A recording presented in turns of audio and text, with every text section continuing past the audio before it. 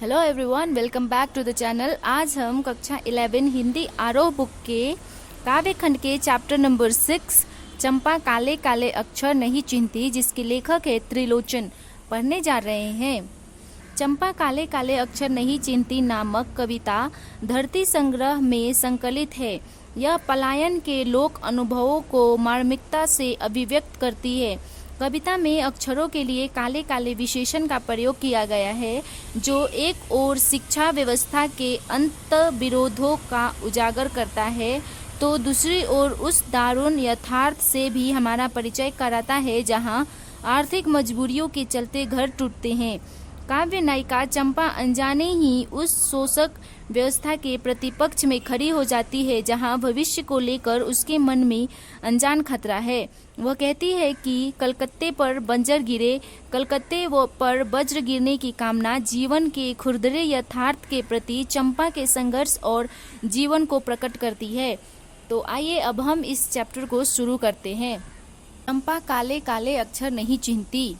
जब लेखक पढ़ने बैठते हैं तो वह खड़ी चुपचाप उनकी बातें सुनती है और बड़े अचरज यानी शौक होकर सोचती है कि इस काले काले चिन्हों में स्वर कैसे निकलता है।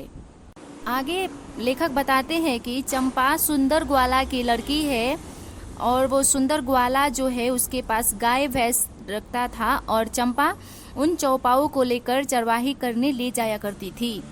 फिर वो उसके व्यवहार के बारे में बताते हैं कि चंपा अच्छी है, नटखट भी है, कभी कभी बहुत शरारत करती है, कभी लेखक के कलम चुरा लेती थी और जैसे तैसे करके लेखक उसे ढूंढते थे तो फिर पता चलता था कि उनका पेपर नहीं है।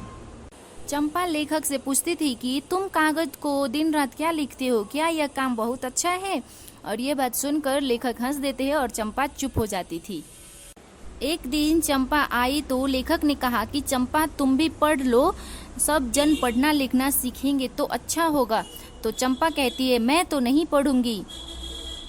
वो तो बोलती है चंपा कि मैं नहीं पढ़ूंगी, तुम कहते हो ना गांधी बाबा अच्छे हैं, तो वो पढ़ने लिखने की बात कैसे कहेंगे, मैं तो नहीं पढ़ने वाली। फिर लेखक कहते हैं कि चंपा तुम्हें पढ़ लेना चाहिए, तुम्हारा कल को ब्याह होगा तो तुम अपने ससुराल चली जाओगी, वहाँ पे तुम्हारा वो जो हस्बैंड होता है वो कुछ दिन साथ रहेगा, उसके बाद जब वो कलकत्ता चला जाएगा तो तुम उसको संदेशा कैसे भेजोगी, या जब वह तुम्हें पत्र भेजेगा तो तुम कैसे पढ़ोगी, इसलिए पढ़ना लिखना अच्छा है।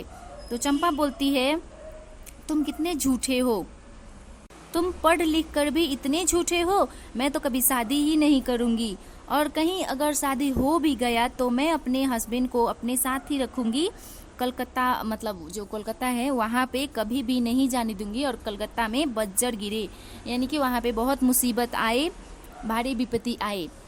यहाँ पे चैप्टर समाप्त होता है। उम्मीद करती हूँ आपको चैप्टर अच्छी लगी हो। अगर अच्छी लगी तो वीडियो को लाइक करें, चैनल को सब्सक्राइब करें।